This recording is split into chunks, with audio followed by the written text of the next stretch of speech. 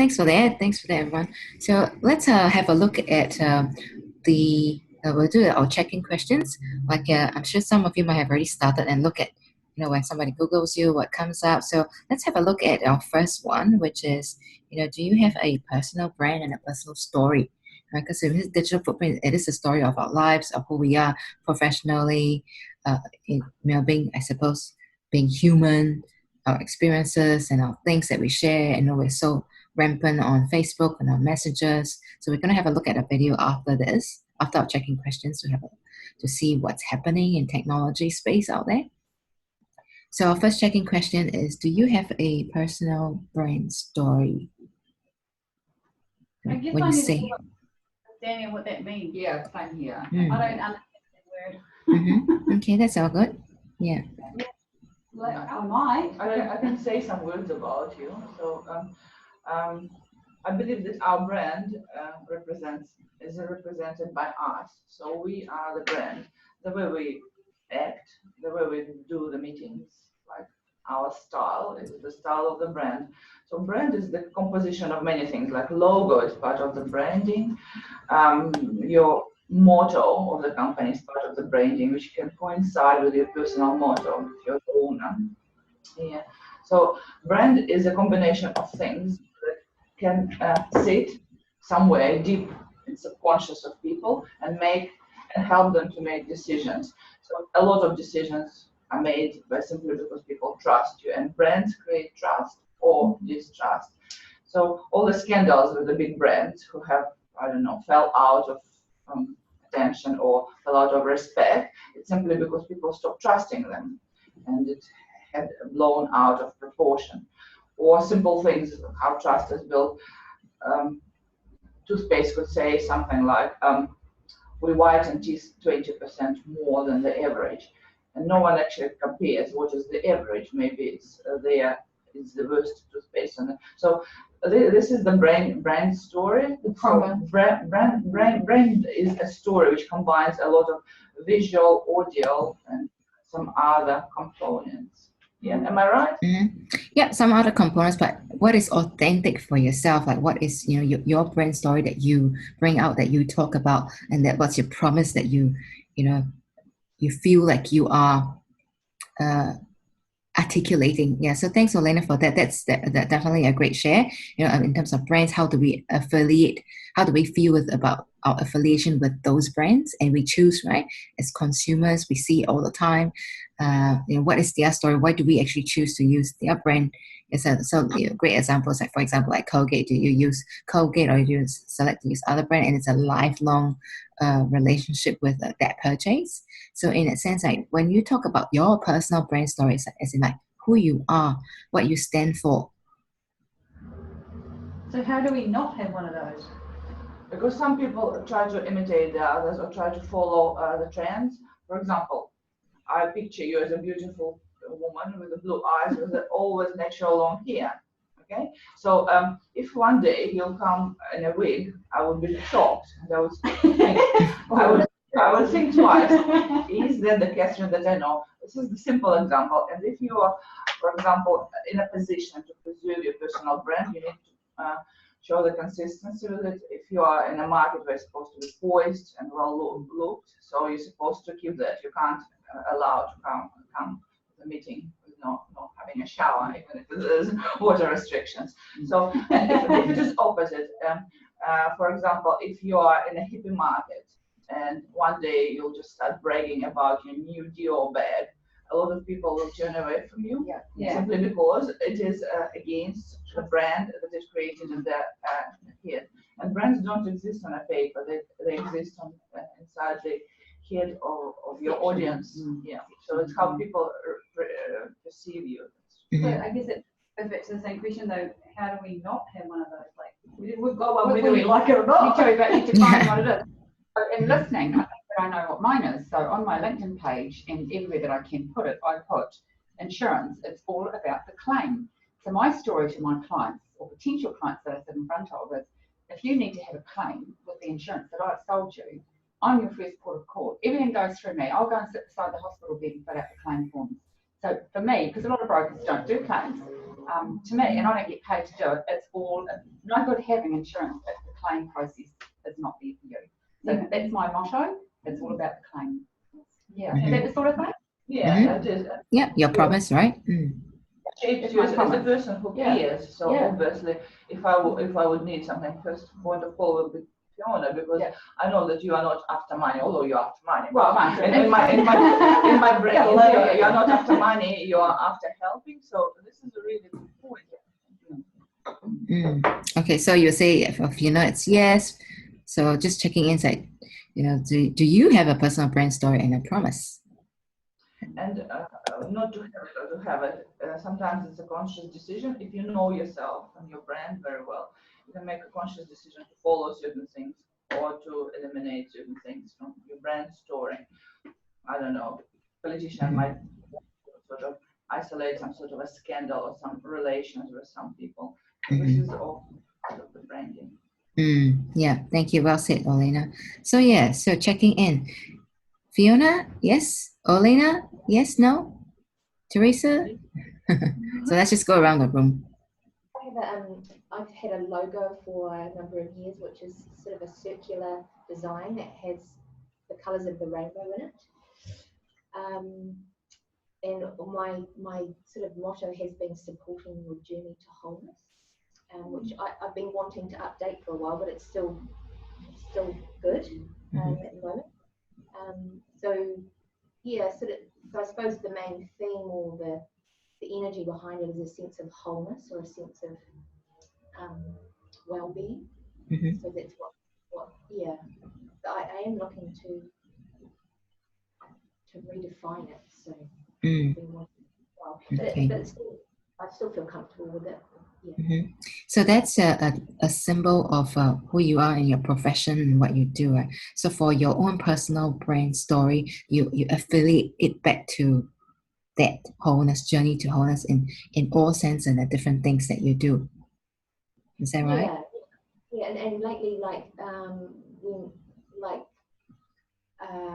in terms of my job description, I suppose at the moment I'm sort of calling myself an artist and alchemist, because it's not just the fluorescence work that I do; it's my creative work too, and how those two sort of come together.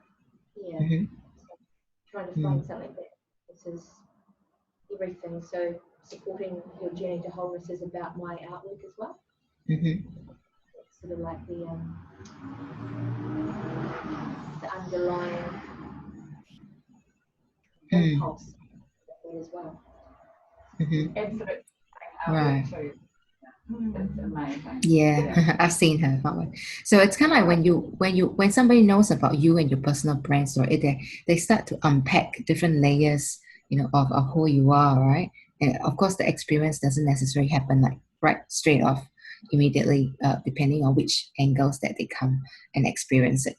But I guess it's like by knowing our own personal brand and personal story and promise, it just makes it, if you feel that you're more authentic and you're more confident, that you can like stand firm and put it out there. So in alignment with your digital footprint, is this something that you think about? How do we actually manage that? Because some people, a lot of the time, we never really think about it, right? It's a subconscious action. So that's probably the main reason for this check-in. It's like, do we have a conscious personal brand story and promise? All right. So thanks for that. All right. Coming on to Leanne, do you want to share? Yes, just been doing an online brochure. I sort of, to make it short, I suppose I help people create and enjoy their homes and lives. That is, one of the messages that I do. And maybe I can say in a compassionate way, because with the decluttering and downsizing, that's being able to get into people's homes and work out where they're at. Help them in a nice way that they feel comfortable, because everyone's different. Right. So that's your personal brand and story. Yeah. So I just want to highlight maybe extend it a little bit. Personal brand stories, like sometimes you talk about why you're doing what you're doing. It comes from a story that brings you into the state of your being and your professionalism. They say that, I love colors. I've been, for example, just using the stance of Leanne, like, I've always enjoyed a sense of fashion, but I'm compassionate with people and how they can feel more organized with their lives by clearing the clutter and then create a beautiful space that they feel more peaceful and happy. So that's kind of like, how you go into that story. Oh, okay. I was just trying to make it a little smaller. No. I mean, I'm just saying, I'm just expanding it for you, like, and just talking it through, as in, like, that's kind of think about how we can expand our story, and then, yeah. All right, so I've got Alicia. I don't really think I have one yet. So have a think about it. What makes you unique? What makes you who you are and your skills, and that you want to, yeah. Sorry, no, I'd like to add that I went to a talk by, I can't remember his name, but he's a man that specialises in internet fraud. And he has over 150 young people in New Zealand now that cannot get jobs, cannot find employment because of their digital footprint. I mean, 19-year-olds, they leave school, they try to get a job, and the first thing an employer will do these days is they will go on and they will search your Facebook page, and they will Google you, and they will have a look at the type of things you're saying, the type of photos you're posting, and he has had to help over 150 young people clean up their digital footprints so that they. So you do want a personal brand. You will have. So if you meet for a job now, if you meet for a job tomorrow, what would an employer find out about you online? I tend to like to post a lot of stuff. Otherwise, it would just be photos of me and my family or my boyfriend. I don't post me partying and stuff. Yeah, my sister says when she employs people, the first thing she does, she checks their LinkedIn page. She normally employs executives.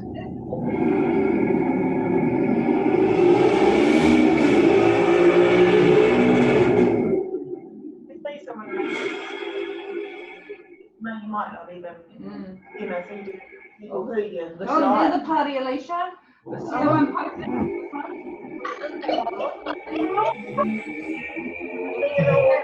You're associating with? No, I'm filling it up with something that sends a message, because if it is empty, it is suspicious. So you need to replace the content. No, honestly, drown the bad information with the good information. That's how you deal with it nowadays. Because we are going to the society when everything is going to be transparent. Every move, medical report, basically everything. So it's better to tell something rather than wait until people start talking about it.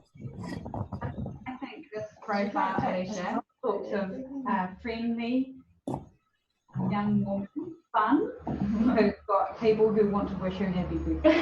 Yeah. I don't think that's out of that's not damaging. That's just honest. I don't think you need to. I think it's just an awareness that you just have to be careful of what you post. As long as you're not part of a cannabis illegal growing group or something like that, it's fine. No, I don't really tend to post things unless it's say happy birthday or something like that, or to change my picture, but that's pretty much it. But I guess if you were trying to appeal to a certain industry, you might start sharing kind of leading edge stuff about that, and then it would kind of that you're up to the minute and interested, because people are looking at it. Yeah. Definitely. Everyone's got a story, haven't they? Yeah. Right. Just hope you're a nice person.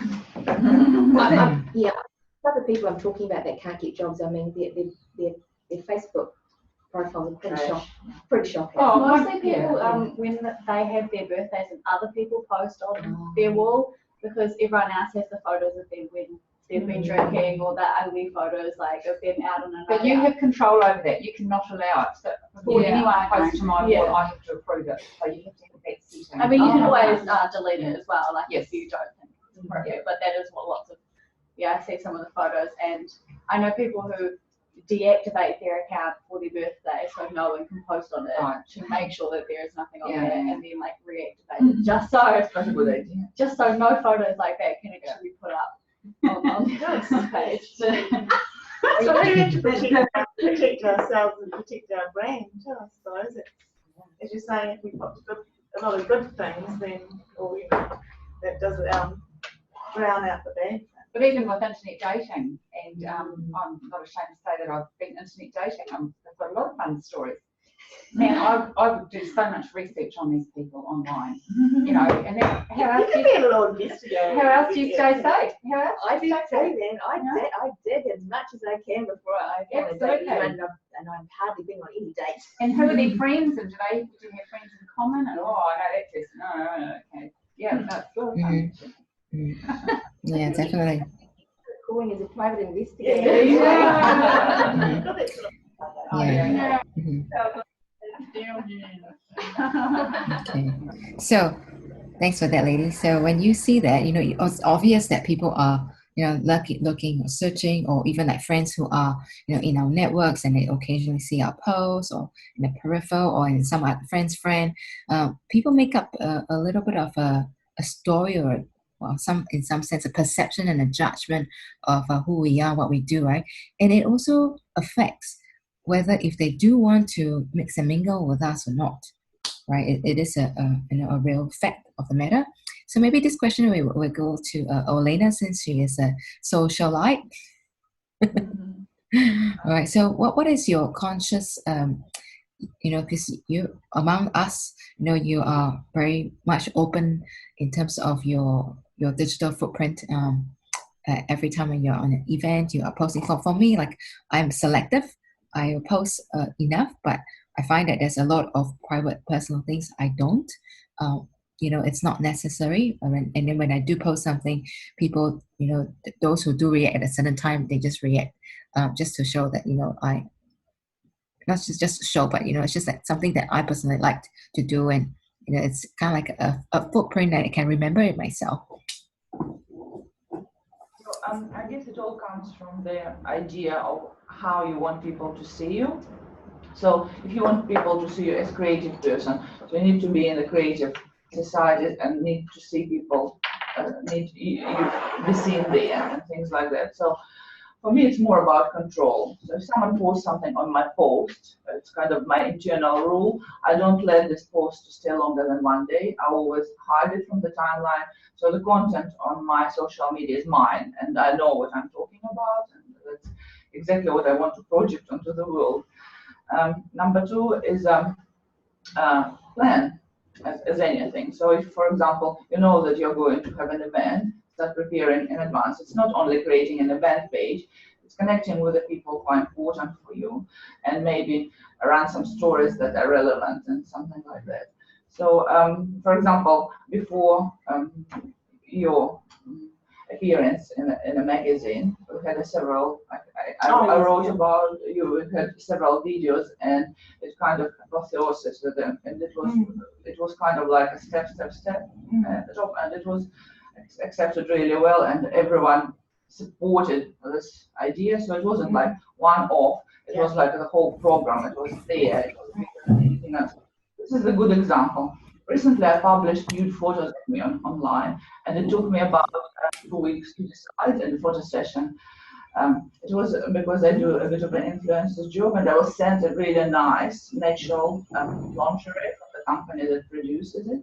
And my internal integrity was, well, I made a video of how I'm packed, but then I thought, do I really want to do it? Because it's kind of whether it will damage my image or something like that. But we managed to do it in such a way that it's kind of respectful. And I have a following of young people, because you're not allowed to have Facebook before you're 13, and there is no rules on Instagram, but a lot of parents do this now because their kids on YouTube, and on YouTube you can see so many things. So Facebook seems nothing like that.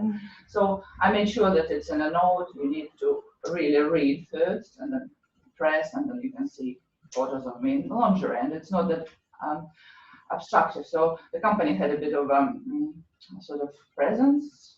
They received what they wanted to, and I received my free gift, and they were pleased. And then I was prepped up with a Chanel makeup.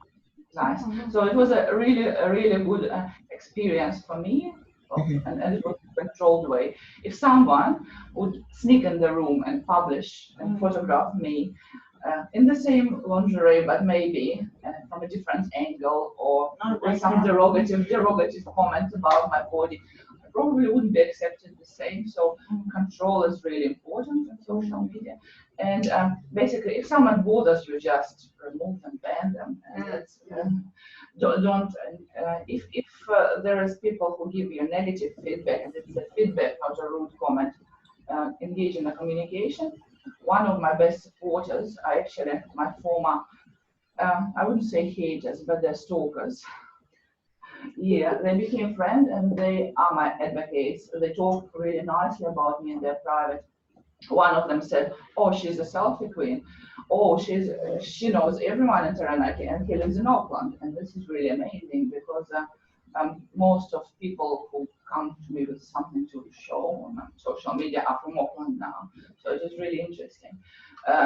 Don't be afraid of it. It's just like your negative feedback is a constructive feedback. People who love you, they drag you back, they keep you in a status quo. Those who are negative feedback give you information to improve. For example, if they would say, "Oh, you have horrible hair," and you know immediately that, "Oh, maybe I should really go to a hairdresser." Instead of offending, you can make yourself better, so not being offended. So it is really an interesting journey, and of course you have to be sort of staunch enough to stand. But yeah, unfortunately it's the rules of the game, and it is overpowering the normal media, and normal media started to tune into the social media in a way. Did you notice now that stuff is more online than on paper, because paper is thin, and stuff online is kind of shared. I seen it 100 times during the day. So it turned into a social media, and they always reply fast. All people in the media reply fast. So, and that's all of us. That's where we're going, whether we like it or not. We might dislike it, but it wouldn't work. So that logarithm that came up the other day, that if you don't like or don't share some of your friends' stuff, they sort of drop away because that's what's happening. So you get lots of, you think, "Oh, I've got lots of business stuff," but they sort of... More you're active on other people's pages, more things they'll see of you. Yeah. Because no one now goes onto someone else's page just for information. They are big directories now. So Facebook gives the list. Yes. All right, so we've got Skywalker here. Can you hear us? Yes, I can hear you. Can you hear me? Yes, we can. Can you hear her? All right, awesome. So we're just, Olena was just talking about sharing about, her personal branding and the story, and that people, how she manages her reputation with the interesting different social media opportunities that she has got by being in the lingerie shoot and fully make up.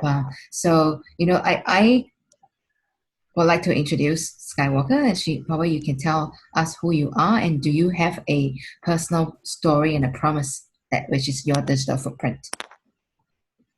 Okay. Well, my name's Skywalker Payne. I live in Homer, Alaska. I'm started a business called Vibrant Velvet Voice, and I'm in the midst of redoing my website. I'm kind of doing a pre-launch of a new website. And what I concentrate on is helping people, women specifically, find their voice or expand their voice, specifically, more particularly in terms of their message, and also in helping, if whatever level a person's at. Some people might just be defining their message, finding their voice. For some women who just want to be heard, And then for other women who might need help with audio and video in terms of using it for podcasting on YouTube, those types of things. And I'm just really getting started. So I'm going to be offering different services as I expand and find out exactly the types of thing women want and need, but around the voice. My background is I'm an oral storyteller, I'm a writer, and I do voiceover. So that's why I'm on The Focus is Voice. Mm-hmm. So Is that using what your you voice. wanted? Yeah. Okay. I'm trying to find, I did the worksheet. I'm going to try and find it. So, because I did that last night. It was So really good too.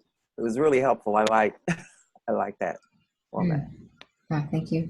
So yeah, the personal branding, we've just gone through, I'll just quickly introduce you to the ladies here. So if you're looking at around from the left, we've got Catherine, right? So she's an R&D manager with Armatech, an environmental focus, lowering emissions company, emissions. Wow. And so beside her is Alicia, which she's been working with her during her school holidays. She's on the second year of university. And we've got Leanne Brownson. Leanne, you can wave. Yeah, Leanne is a professional interior decorator and organizer and loves helping people create, declutter, and beautiful spaces, right? And we've got Teresa here. I'm just going quickly so we can, Teresa there with a red, very vibrant color red. It's all about bringing the wholesome, and she is the wholesome in life journeys, right? And she's both an artist and an alchemist, but also a very strong knowledge of flower essences and a whole lot more. So with holistic wellness is her strong passion. Yeah. We've got Olena here, and she's a socialite with the multi-ethnic cooking company and an app. All right, so she's also very much out there in her digital footprint. I think among us, she's probably the most active one, including myself. She's more active than me. I'm a bit more, focused on my business and my personal brand in different ways. As we're just talking about how we manage our reputation online or create it online, right? We've got this lovely Fiona. Yes, Fiona is a insurance advisor, but she has got a brokerage. Right? It's all about the claim. So she's really personable about how she delivers her service. It's not just selling insurance. It's about, as first point of call and anything happens, she will be right beside you and filling your claims out, making sure that it's all done. Okay. All right. So we've got this lovely group of ladies, and some of them have been coming for 2 or 3 or half a year or more, 1 year now. So every time we come together, we really unpack and share our knowledge. So it's kind of the wisdom. And I told them a little bit about you, how we connected through Genius You, through the Heart of Woman. And we're all in this journey. So we're at this point of the check-in. We've already talked about the first one, which is, do you have a personal brand and a story? And I do know for like Skywalker, she has got one, but she's also developing further, in terms of who she is. And she's taken the Homepage Essentials program that I have online with Reviveme Marketing. So that has been helpful for you to develop your value proposition. Yeah?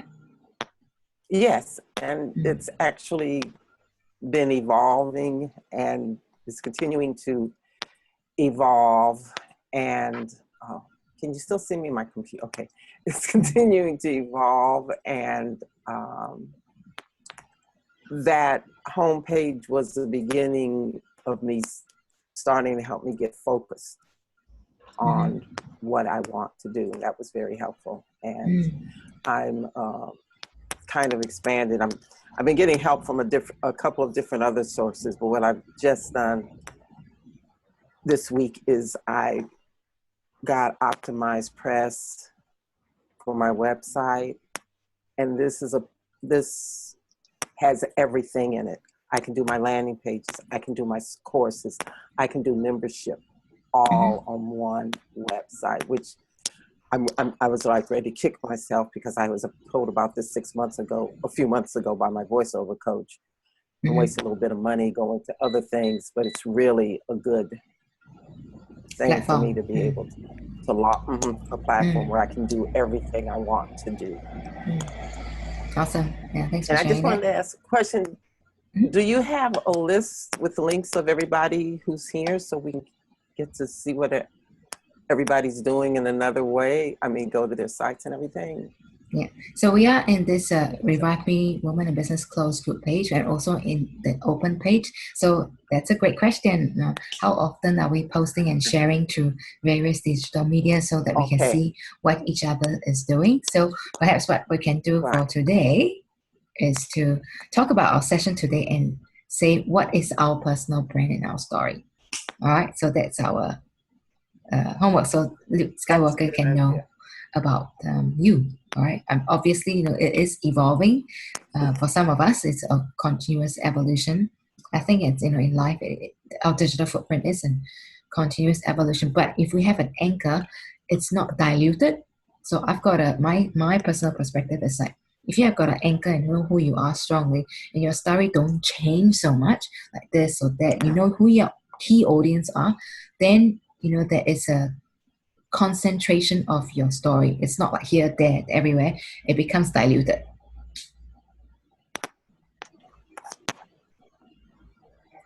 Okay.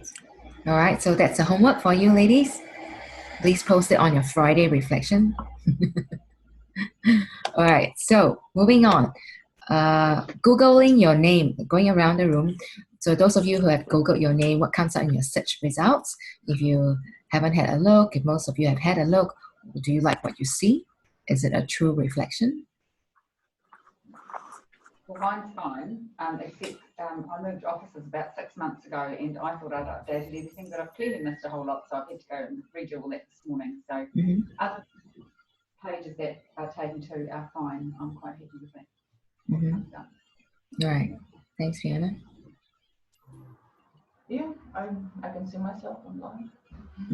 So when you Google, what comes up on the top page? Search results. Okay. So all of you, if you got your devices here, sometimes it does change.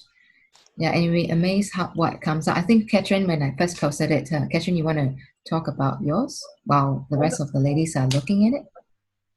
With the Google new formula, you don't know whether they direct something that's relevant to you or the other people would see it too. So you really need an independent computer to check it. The top article is the article from Daily News 2 years ago. And then my videos from Regional Council.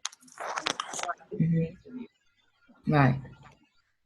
So yeah, they are relevant. There is also Alina Williams, who was living in America some time ago, and she wasn't a bad person. I checked it previously on Google before. It's quite interesting to see the relevance of the name and the surname. So you get somebody with the same name, right?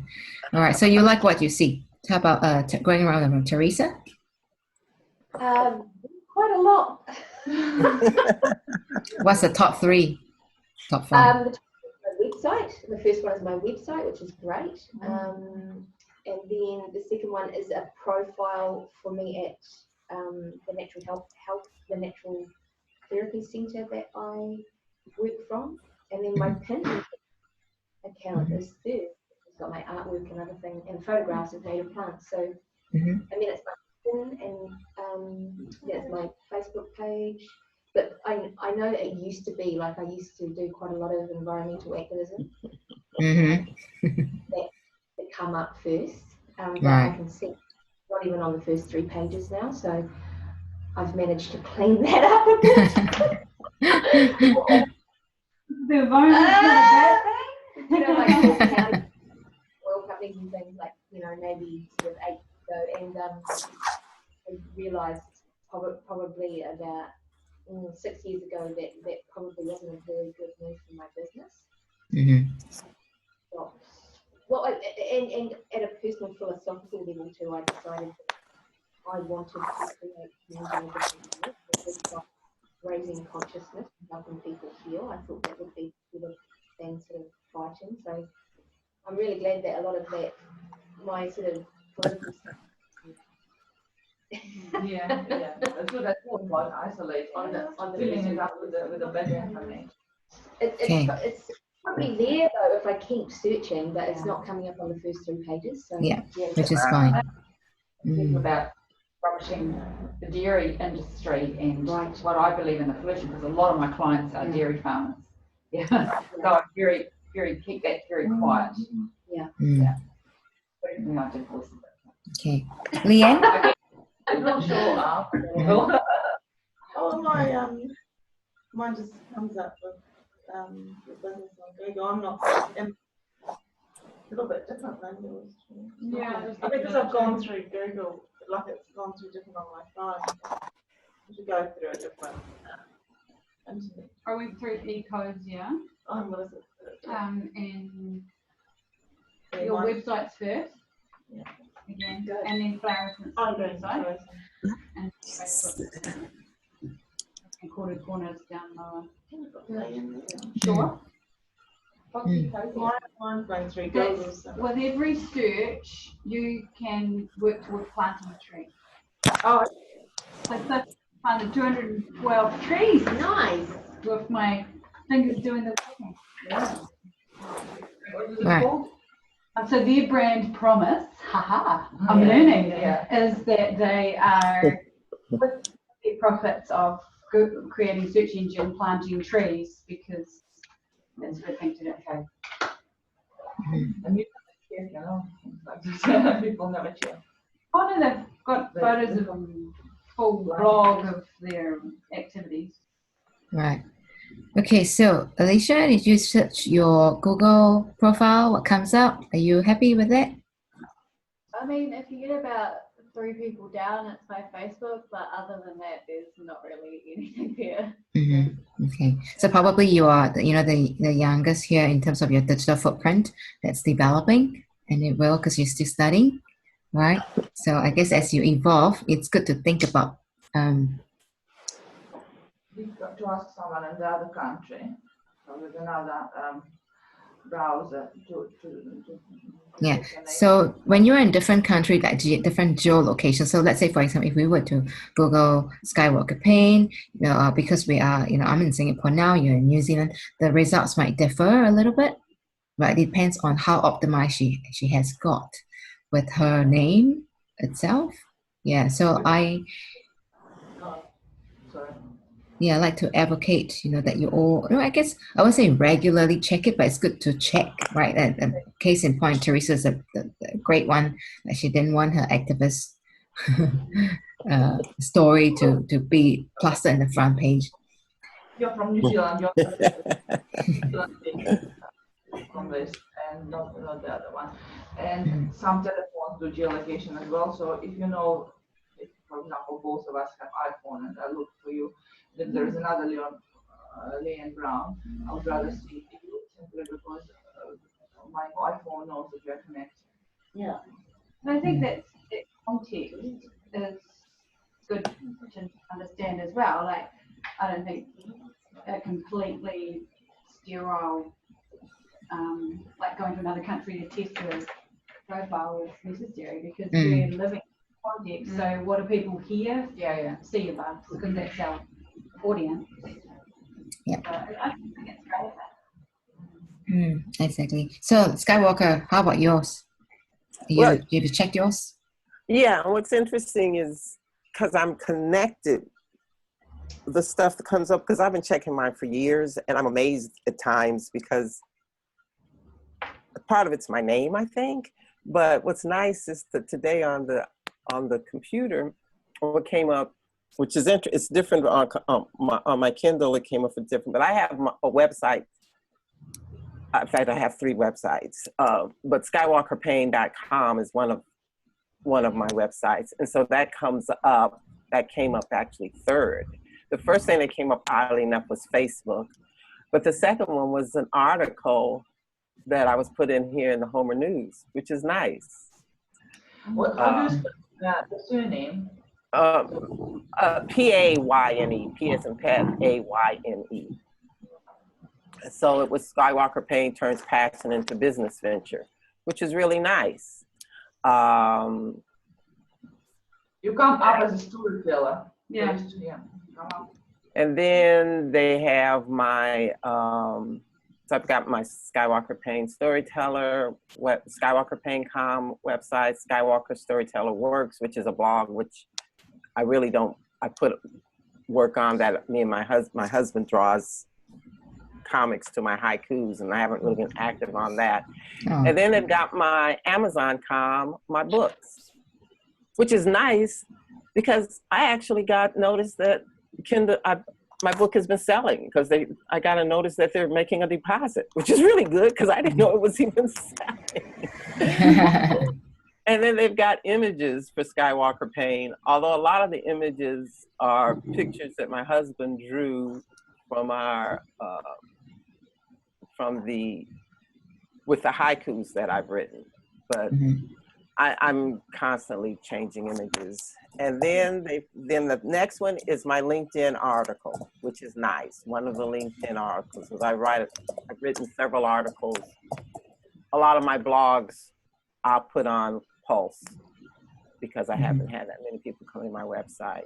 And then there's this self-publisher showcase, which is the next to the last one. Then they go to white pages, but that's the first page. So that's pretty good for my name. And when I put in Vibrant Velvet Voice, that's part of the reason that's totally mine. There's nothing else that comes up except because of that. Oh, I see. I send you a friend request on Facebook. Accept me. Oh, I know. Thank you. Thank you. Okay, awesome. Yeah, thanks for that. And I think it's like, you know, since we've checked in and what you said, right? I Googled it quickly and it was exactly, the results was exactly what you said. Yeah. That's true. Yeah. So anyways, on that note, thank you, ladies. You all quite happy with your results, or if you're not, or, you know, think about, you know, what is your core thing that you are, I suppose, wanting to achieve? Is there something that you want to change as an action?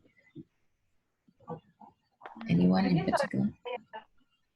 I was kind of surprised that it did reflect me because I hadn't been trying to do anything. Yeah. Just with whatever you like and not, it's still there. You just fill it up with what you want to. Yeah, I hadn't paid any attention to it, and I thought, oh, actually, that represents me. Right. I'm a PC boy. My activist. Awesome. Okay.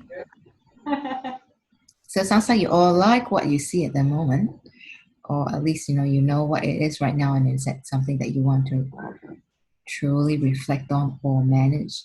Okay, so moving on to question 3. We've got social media outgrown traditional media. I think Olena was just talking about that, and just like to add on to it. So these days, like, journalists are also being seen as influencers, right?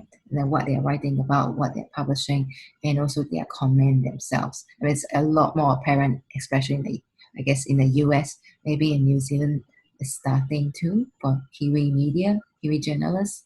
I know that Robin Martin, he was in my marketing class before, and I attended one of his journalism class when we were in Edward, when I was tutoring at the local polytechnic. So he, I can see that he is putting a bit more emphasis with his own comments, and sometimes occasionally I can see that, when he goes and comment on some certain things that I talk about, until it was to a point which I put a statement, well, and everybody has a right to comment, and it was quite vocal and quite strong on certain things, and he kind of sort of stopped, but he probably posts more on his own rather than commenting on others. So it's quite an interesting shift. I thought in how journalists, that basically they are the so-called traditional media, right? They totally embrace social media, but how do they manage their own comments and own thoughts? Okay, so with that, on that note, right, we know that this comment here, women users outnumber men. This came from a study that I was looking at a TED talk. So this was about in 2016, and it talks. And I added on, like, do you mindfully think about your use of social media? I think, as we are discussing today, like you do more these days. So what are the impacts and implications does it have on you, on your thoughts, your emotions, and your decisions in both your business and leisure transactions? Do you mindfully think about it?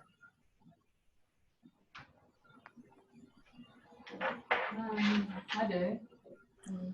I definitely think before I post anything on Facebook, I definitely think about how it will affect my business. And sometimes that bothers me. I do, yeah.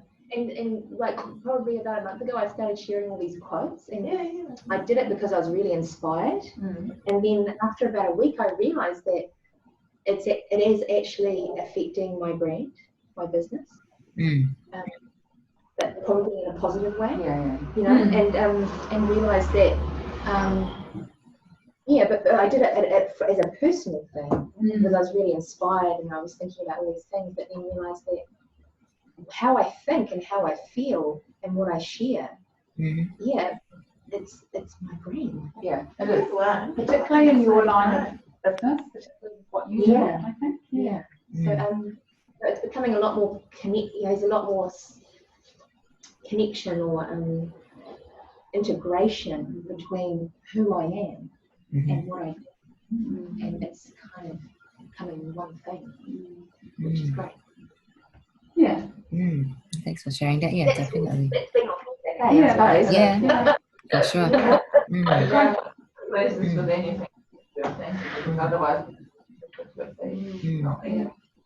So I have lots of people that want to be my friend on Facebook, and I do allow it, but I've set up a limited profile. So 95% of my posts are posting to friends and not to limited profile, so my clients don't see what I'm posting because I don't want them to know. They don't want to know that stuff about me, you know. Too much private stuff.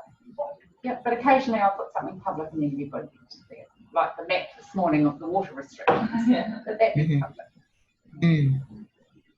Something to 2 profiles, and like one for business and then one for personal use. Well, I have a full business page, which I put a lot of business stuff on, but it's a proper business page. Because I know lots of the teachers at high school have 2 different Facebook pages. One they use for their family and their friends, and then another one that they can use to make Facebook pages with their students or have group chats with their students, so that they're not the other 2. It's not a clever idea, but I think Facebook is against the 9 profiles.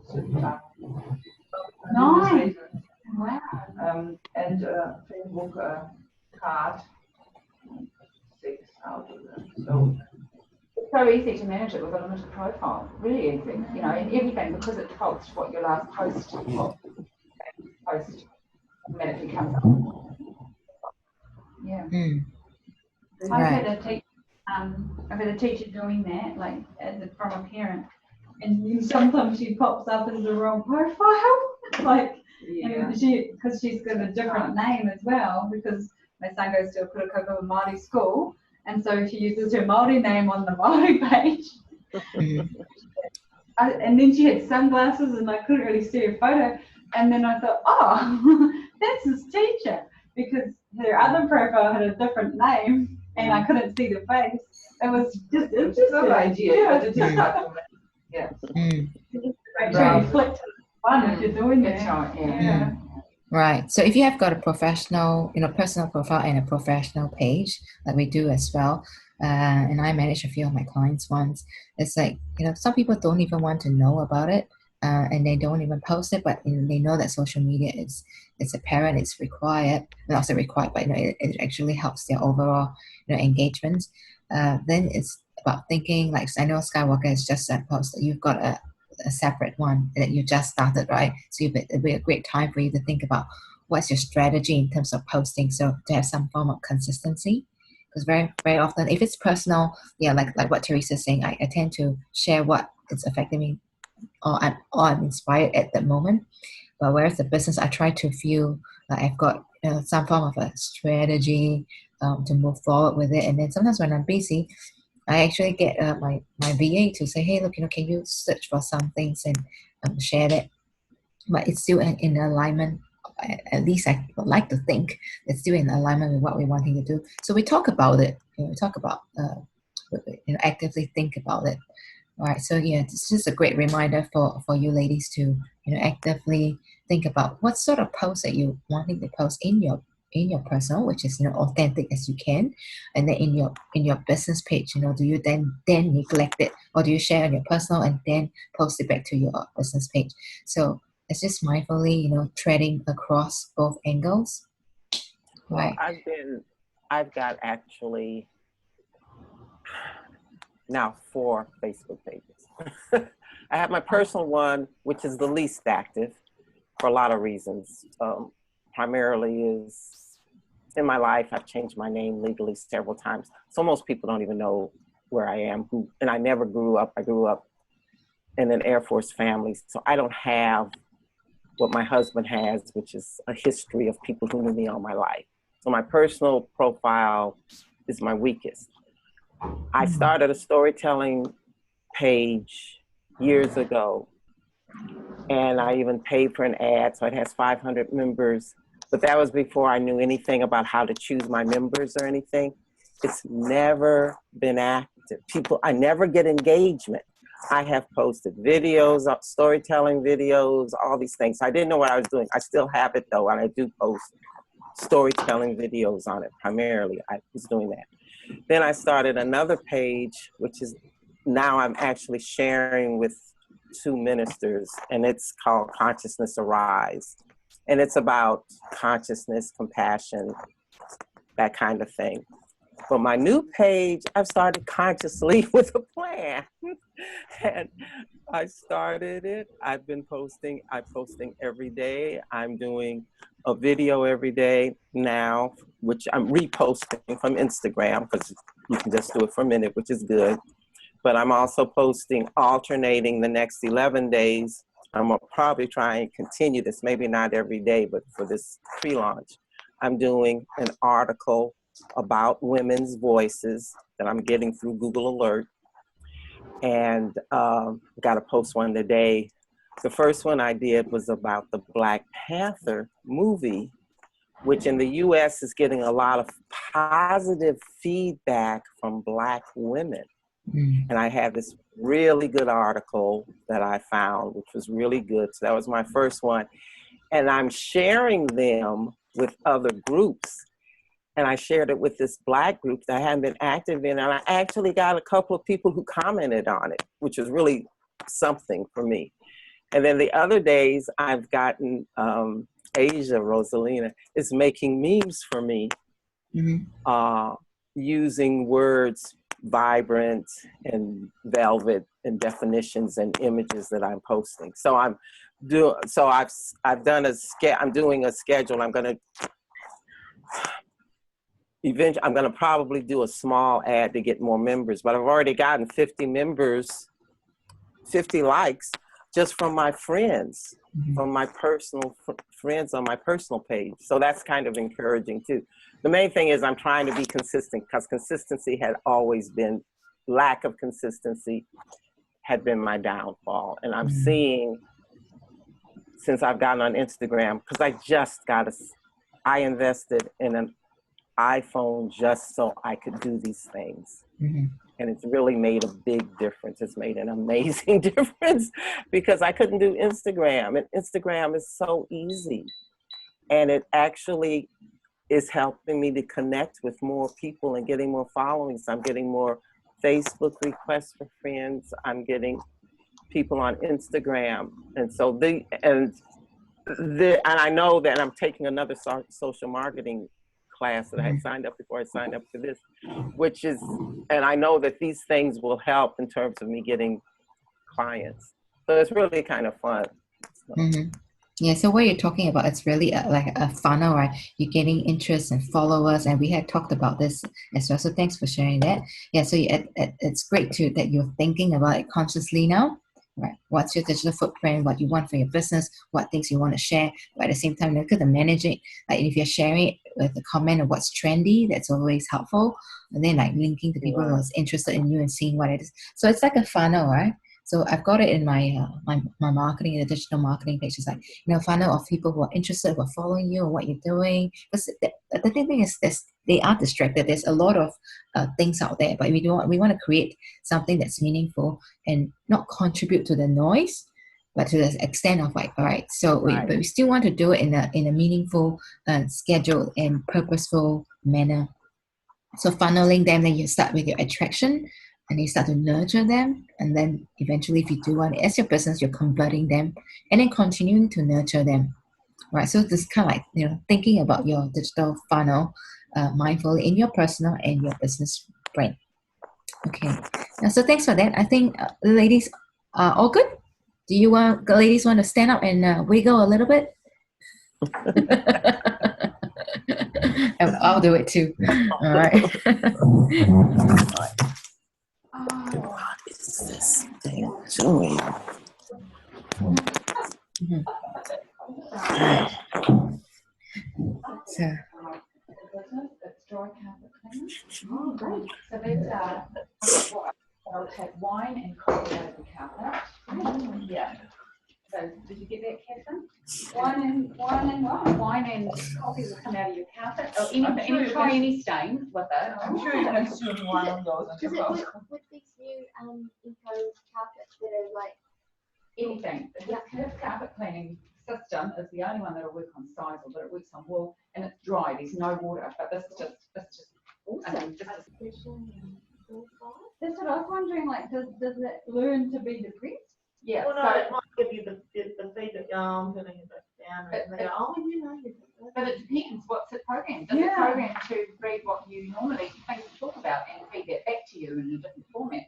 So you're only going My mom had and when she died, I couldn't delete it. Oh God, I go there sometimes, and I can't delete it. So if I can create a digital imprint, and I know another person who misses her very much, it's my nephew. So if I can create a replica of her, I know at least one boy would be really happy. So this whole concept of digitalizing ourselves is not far away. It's actually already present, right? Bless you. Thank you. All right. So what are your thoughts on seeing that? And I'll just share with you a little bit more about the conversations that I'm having here with a few people who are right in that AI scene. Oh, we're waiting for... It's my assistant. Oh, okay. Right.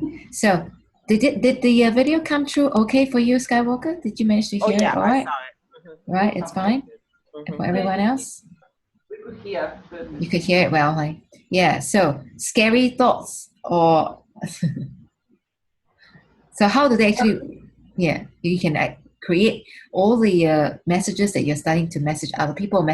So basically, it's an app that you'll start to message yourself, and it learns about you. But I'm sure it also pulls in, data from your profile, things that you're putting on digitally, messages or responses that you are responding to others. I mean, in that sense, as it evolves, right? The interactive journal, I guess. Mm-hmm.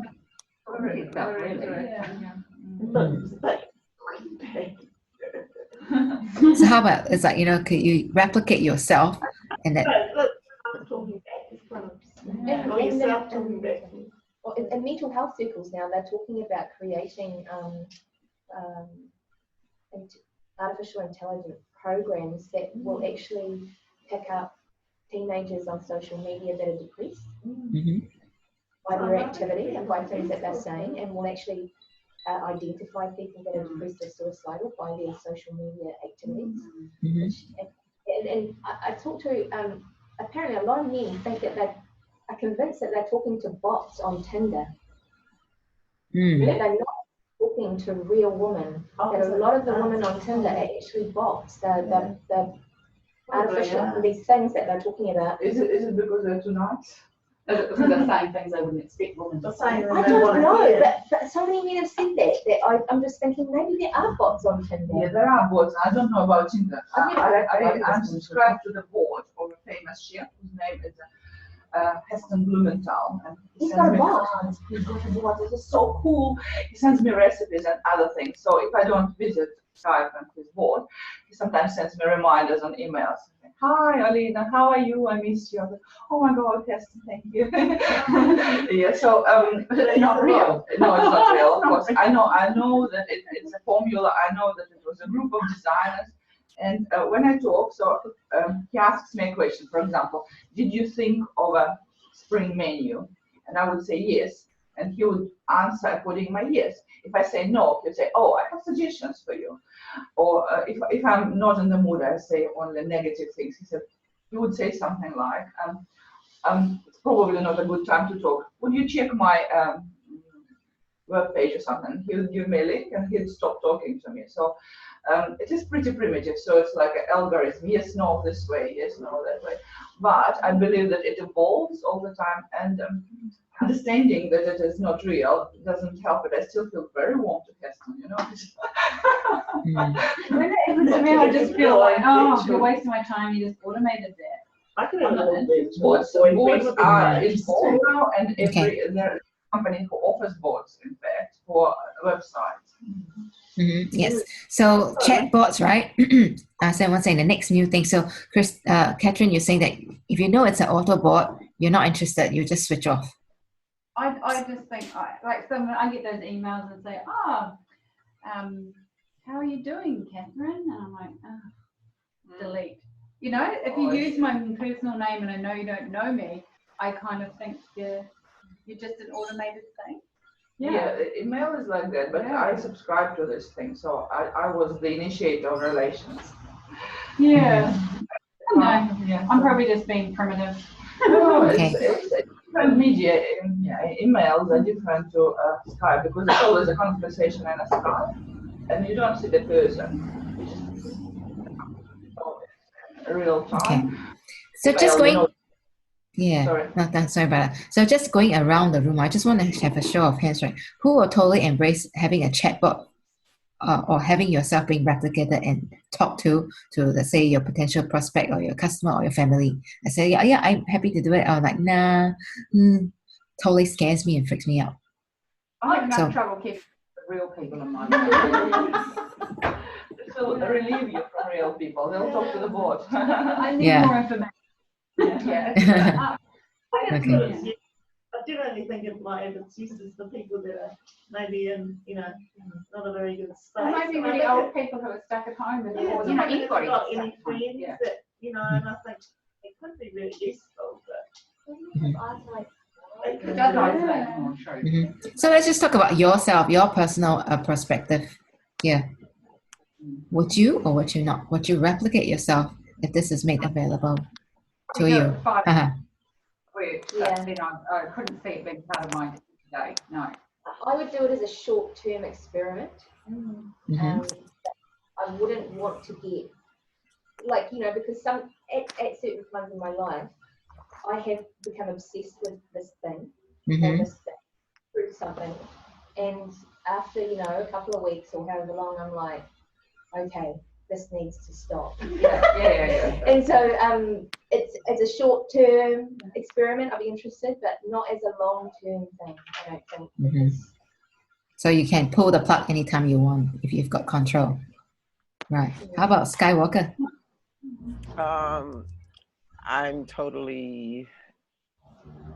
I think artificial intelligence is artificial and it's not intelligent. And the whole thing about robots doesn't make sense to me because it's just another environmental abuse. And I really think humans need to spend more time solving human problems. My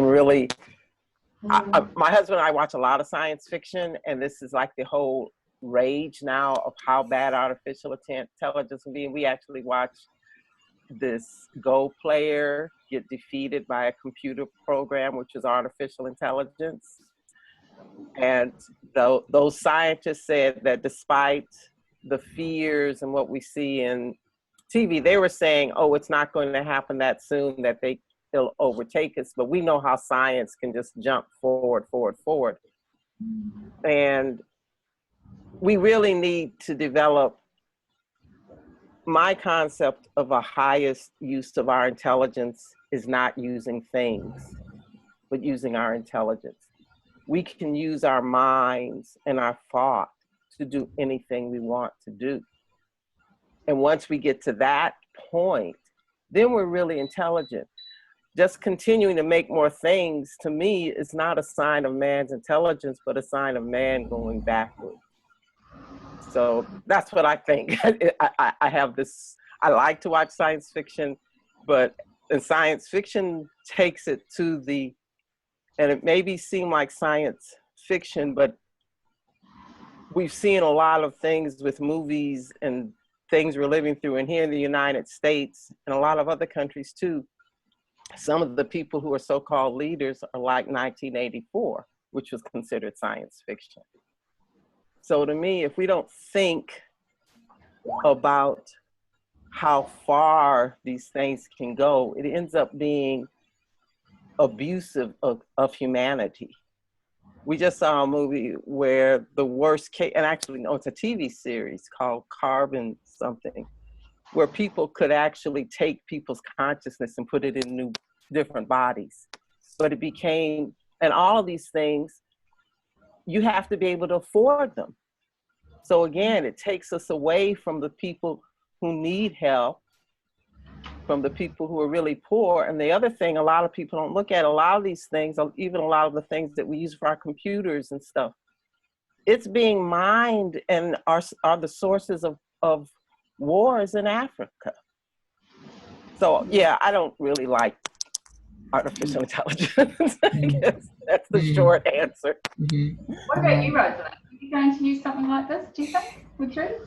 I am, well, with the conversation I had with a friend of mine who's, he's right into it, right? He is, he's actually been partnered up with the singularity.net, and they actually started as a not-for-profit mining AI for the purpose of solving first world problems.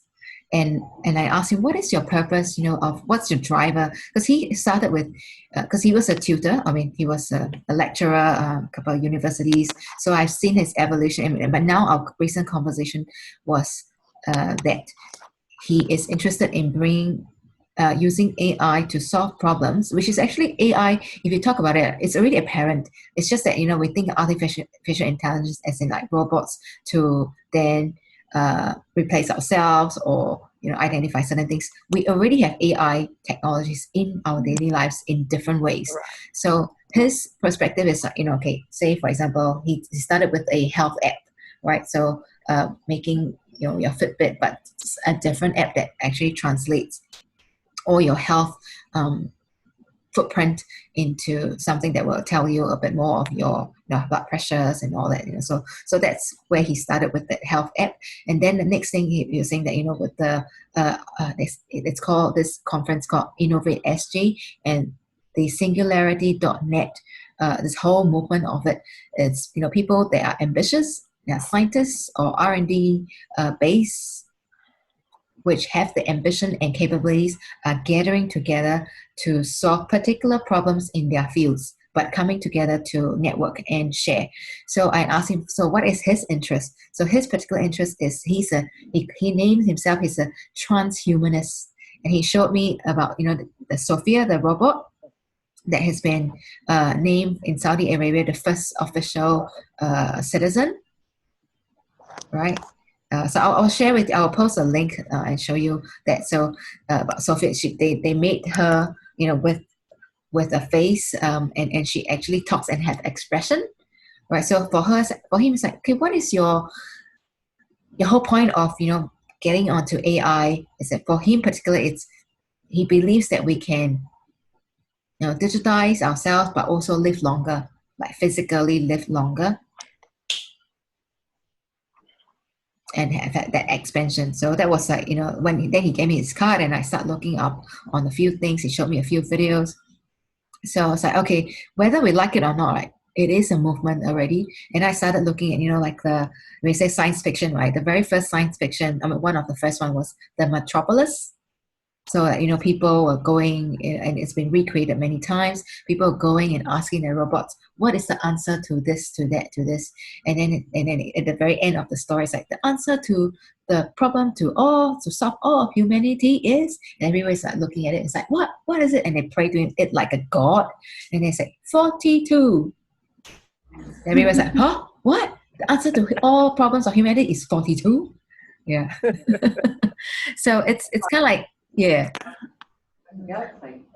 Yeah. So to answer your question, Fiona, it's like, it is apparent, it's there. We harness and use it to an extent that we want, but managing it in a balanced format that, we can, still, we're very fortunate in New Zealand and, where we are, cut off. But it's a conscious decision to say, I want to pull the plug and be conscious in my own physical being. But at the same time, go ahead. I was just thinking that when we're talking, that was my overly cautious steel genius at play. I was thinking, but what if someone hacked in and then pretended to be me wherever they wanted to be? That would be a reason for not having an experience with it. Because can I delete it? Like, can I delete that? And then hacked into it, and then found out all of the stuff about you, and then was able to manipulate you. And, Yeah. So security would be my main reason for not engaging with it. But I guess I could also see why it could be used to automate certain things that I'm just thinking about, like my brother, who's just at the moment, he's got so much work on, and he's just like, and if those low level tasks of engaging and checking in on someone could be done with both of their clickers or something, I don't know. Yeah. Say no, but when you think of how it's already in our life, it'll be implemented. Obviously, there's to be a lot of securities with it, isn't it? But it could be useful in a few different ways. Security. Security. But if it enhanced your life, it's an okay thing. But you have to I think use it to see if it enhanced your life or not. All these things do, they can enhance your life, but there's also the other side of it, isn't it? Well, look at the hackers. It's such good that, well, why don't they go to work and do something good? But there's always someone, there's always a bad side of it. Okay. Yeah. So on that note, right, maybe in that space of our handout, if the ladies have got it, maybe just jot down a few notes that you have. What are your thoughts around it, and how would it impact your digital footprint knowing this?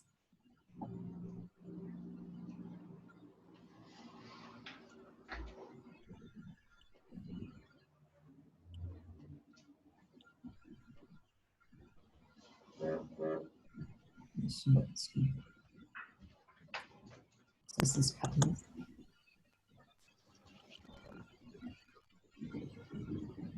So more and more this kind of service, right, streaming, watch movies with your loved one that has passed on, comments. This is more on a physical, I guess a personal relationship level, but at the same time, for other extensions of our life.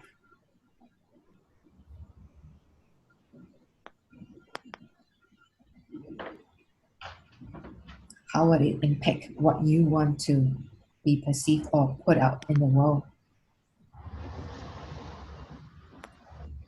Started to control it. You fear. The reason we can do that is speaking of some and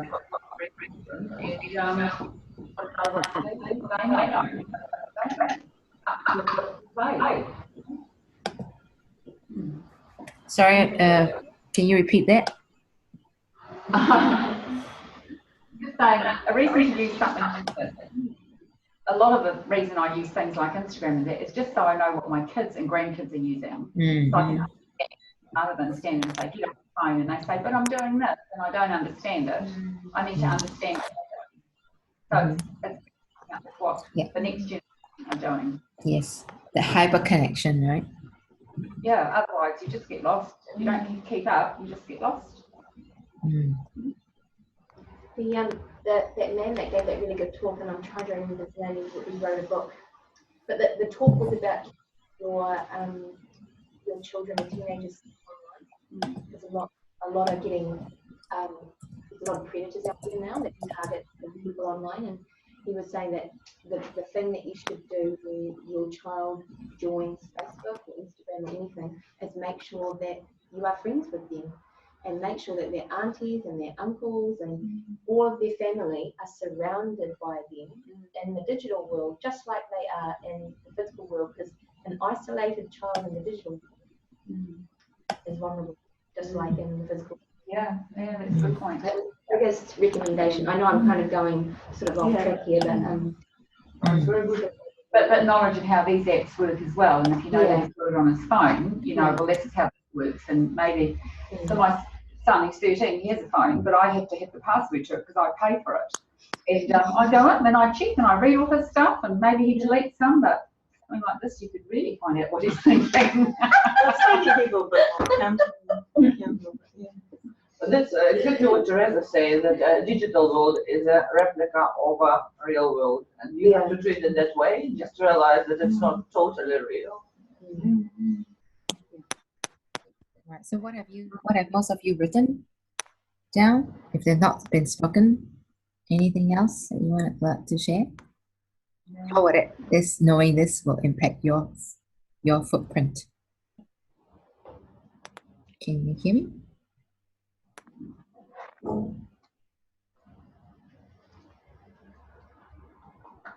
So any changes to your actions or?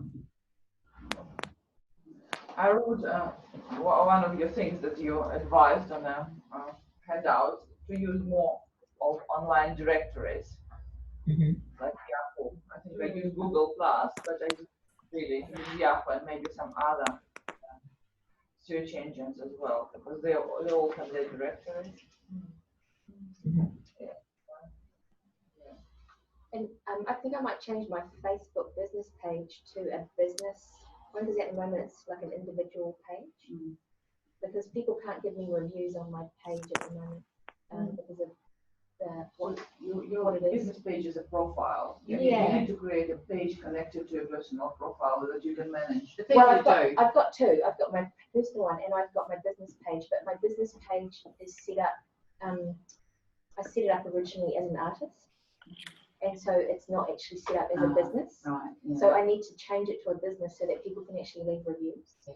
Does that make sense? Yeah. So it's actually just the setting. Okay. All right. So moving on, social media. We know that the women are the driving force of the social media revolution, and you know that our clickstream is being monitored. I think we all know that.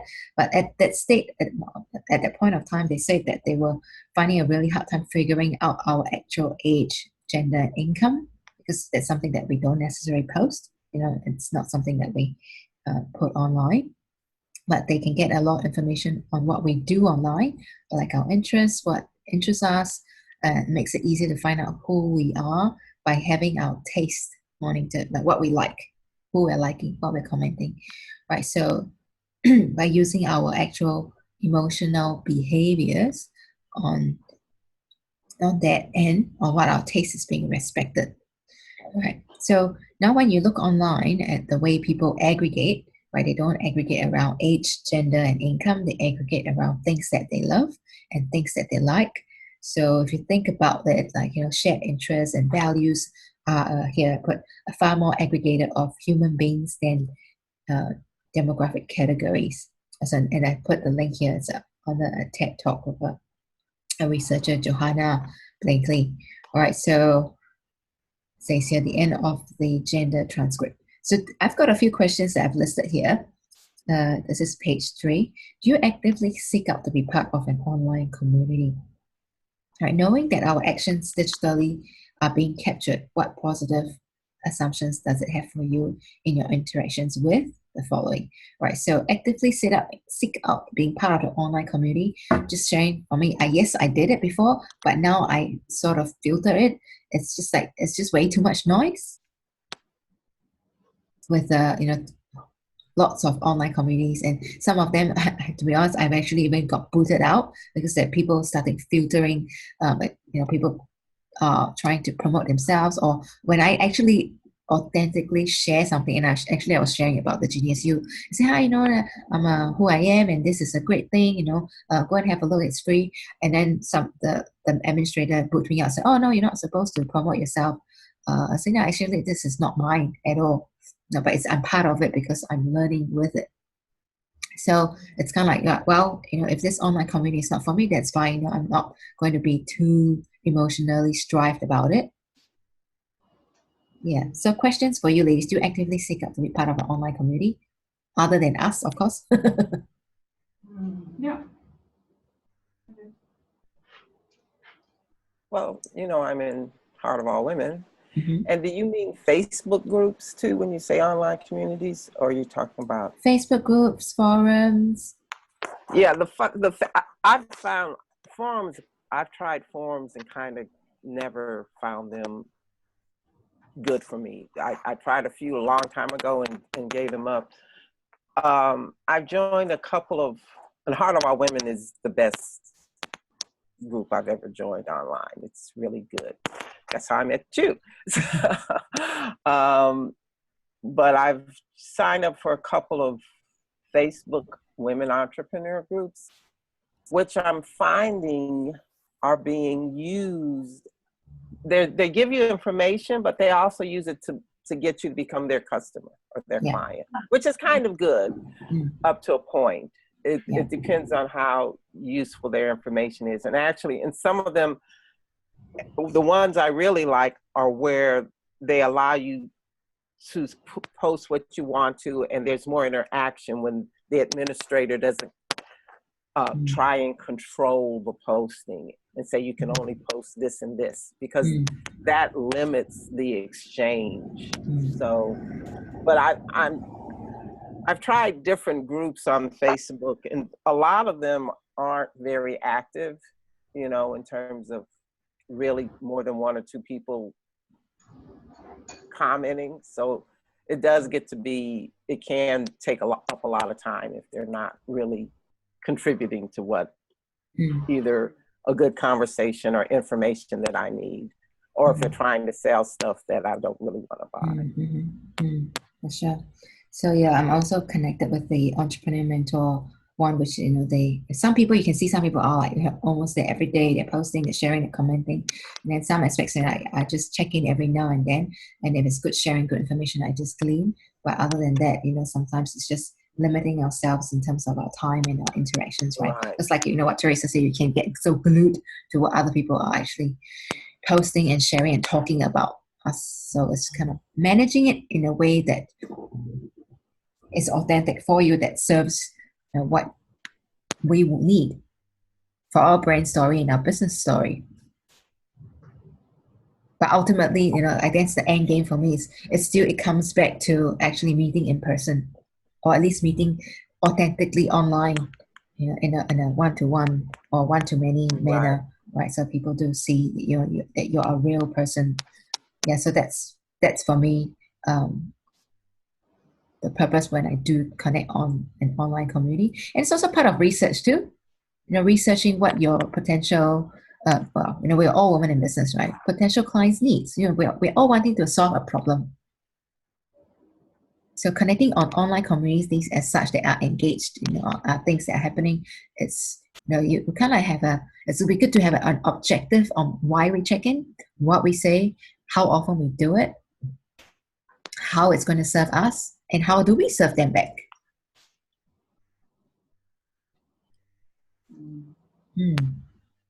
All right. So these questions, the following questions, like knowing our actions are digitally captured, what positive assumptions we have, then I name them down, personal, social media, online communities profile. Have a look at what you currently are doing and what you want to do. So I put a bit of space there. Right, business interactions and information sharing. What are some of the topics that are relevant for you that you do want to have, right? And then do you have a plan to amplify or minimize them? I think some of you have already talked about that, right? So just like mindfully actually writing them down.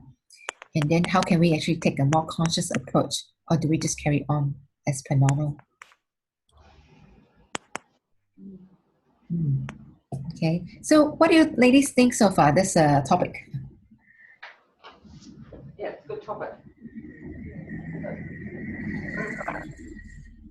Okay.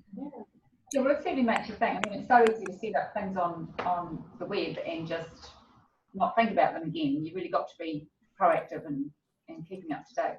Yeah, so it's a good reminder to do that, I think.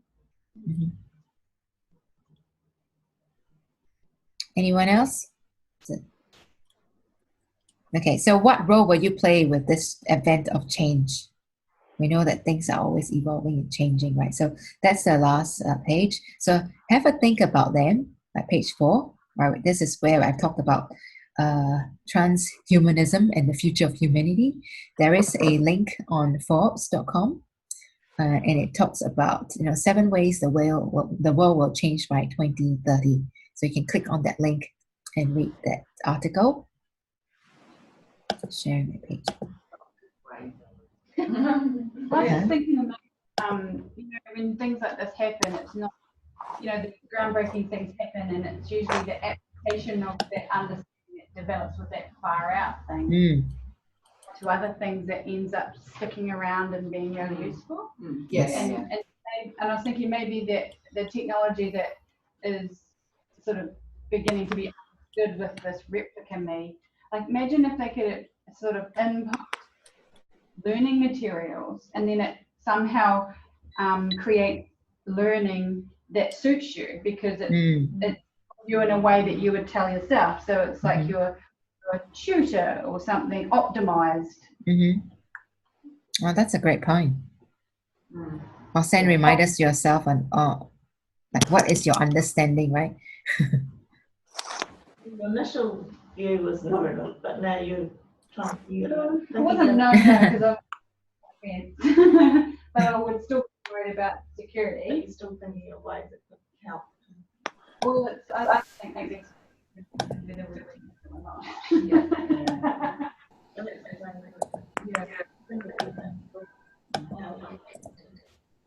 But then you're not forced them to bring it because you have to, or not like thinking about it. Okay. So so here's the article. You can go and have a read. Our bodies will be augmented. You guys were talking about chips and all that, right? And or augmented in a biological way. How can we find genes that might cause our heritable disease might be eliminated, right? By gene coding. I've had that done. Yeah. What did you do?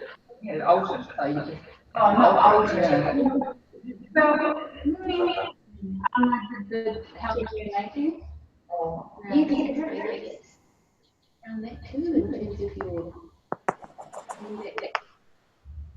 information and things. One of the companies apparently small printed acknowledgement that the DNA material might be used against you.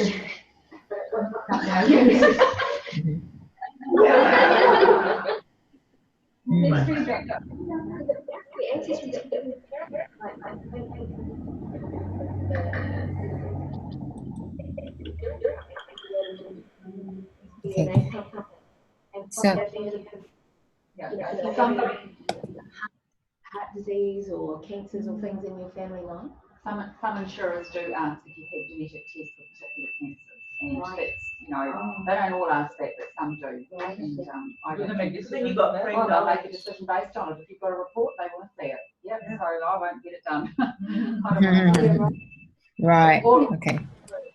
or you just go to a different company that doesn't ask the question. Yeah. But the flip side of knowing is that you can do something to prevent it. But you can't.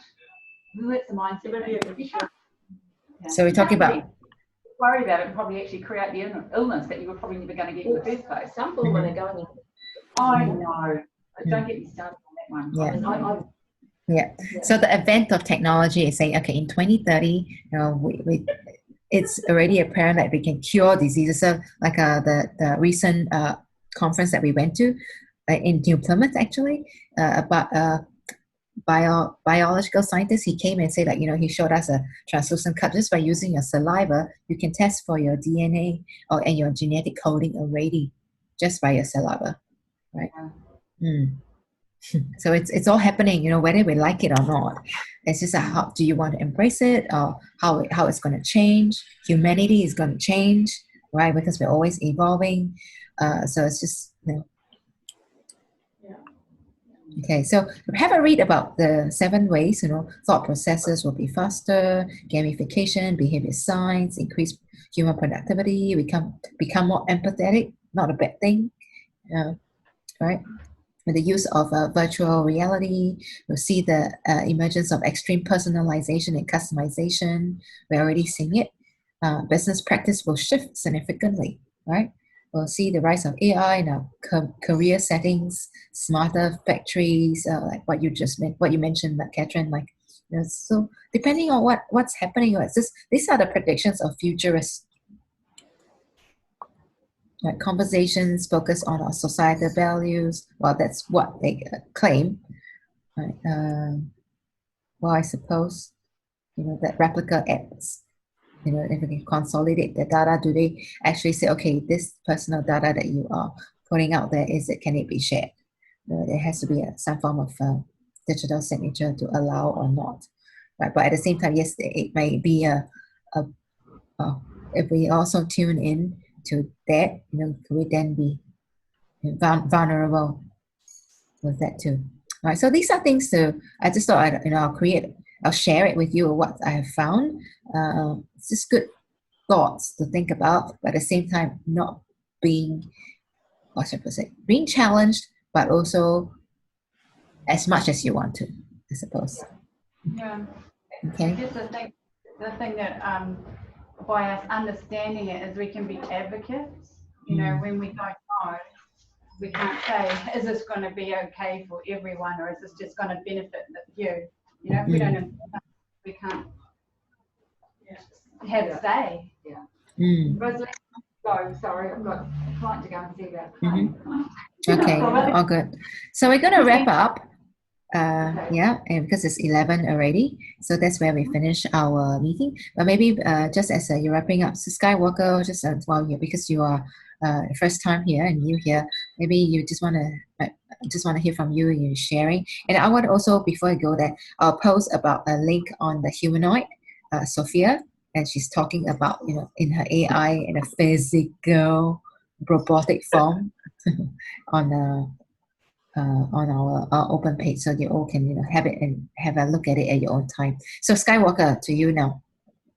Oh, it's really nice to meet all you ladies all the way on the other side of the world. And it was good getting different people's views and information. And I look forward to sharing on Facebook and coming back.